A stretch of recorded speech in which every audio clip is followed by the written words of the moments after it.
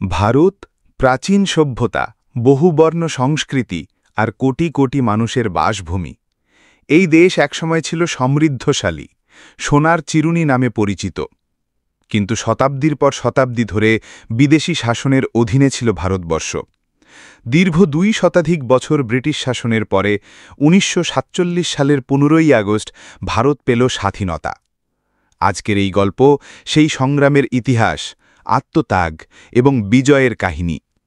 অষ্টাদশ শতাব্দীর মাঝামাঝি সময়ে ব্রিটিশ ইস্ট ইন্ডিয়া কোম্পানি বাণিজ্যের আড়ালে ভারতের রাজনীতি ও অর্থনীতির ওপর প্রভাব বিস্তার শুরু করে। 1757 সালের প্লাসির যুদ্ধ ছিল এক বড় মোড়, যেখানে বাংলার শেষ নবাব সিরাজউদ্দৌলার পতনের পর ভারতবর্ষে ব্রিটিশ আধিপত্যের ভিত্তি স্থাপিত হয়। ধীরে ধীরে সারা ভারত জুড়ে ব্রিটিশরা তাদের ক্ষমতা বিস্তার করে। ব্রিটিশ শাসনের ফলে ভারতের অর্থনীতি ধ্বংস হতে থাকে। কৃষকরা করের বোঝায় জর্জরিত হয়, দেশীয় শিল্প কারখানা বন্ধ হয়ে যায়, আর একসময় খাদ্যে স্বয়ংসম্পূর্ণ ভারত দুর্ভিক্ষে জর্জরিত হয়। বিদেশি শাসনের বিরুদ্ধে মানুষের ক্ষোভ ধীরে ধীরে বাড়তে থাকে। 1857 সালে ঘটে প্রথম স্বাধীনতা যুদ্ধ, যা ইতিহাসে সিপাহী বিদ্রোহ নামে পরিচিত। মঙ্গল পাণ্ডে, রানী লক্ষ্মীবাই, তাঁতিয়া টোপে, বেগম হজরত মহল, তারা সবাই অস্ত্র হাতে ব্রিটিশদের বিরুদ্ধে লড়াই করেন।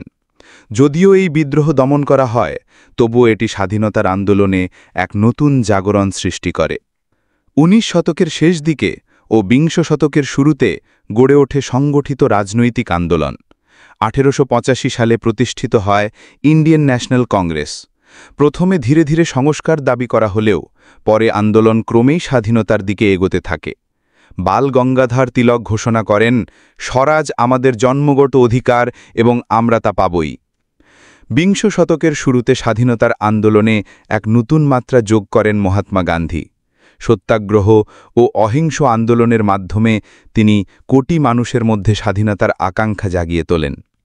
1919 সালের জালিয়ানওয়ালা বাগ হত্যাকাণ্ড ব্রিটিশ শাসনের নৃশংসতা প্রমাণ করে দেয়, যেখানে হাজারো নিরস্ত্র মানুষকে গুলি করে হত্যা করা হয়। এই ঘটনা দেশ জুড়ে ক্ষোভের আগুন ছড়িয়ে দেয়। স্বাধীনতার সংগ্রামে একদিকে ছিলেন গান্ধীজির অহিংস আন্দোলন, অন্যদিকে সশস্ত্র বিপ্লবীরা যেমন ভগৎ সিং, চন্দ্রশেখর আজাদ, নেতাজি সুভাষচন্দ্র বসু। তাদের সাহস ও ত্যাগ আন্দোলনকে আরও শক্তিশালী করে তোলে।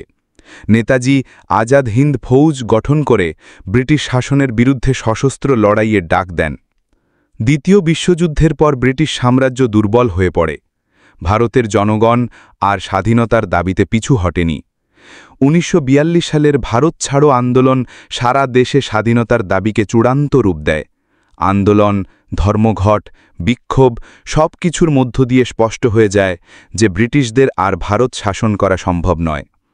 অবশেষে 1947 সালের 15ই আগস্ট মধ্যরাতে ভারতের স্বাধীনতার ঘোষণা আসে।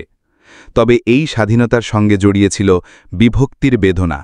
ভারত ও পাকিস্তান 2 দেশে বিভক্ত হয়, আর লাখ লাখ মানুষ শরণার্থী হয়ে পড়ে। অসংখ্য প্রাণহানি, হিন্দু মুসলমান দাঙ্গা, সবকিছুর মাঝেই জন্ম নেয় স্বাধীন ভারত। স্বাধীন ভারতের প্রথম প্রধানমন্ত্রী পণ্ডিত জওহরলাল নেহরু মধ্যরাতে দেন তার বিখ্যাত ভাষণ ট্রিস্ট উইথ ডেস্টিনি, যেখানে তিনি বলেন, "At the stroke of the midnight hour, when the world sleeps, India will awake to life and freedom."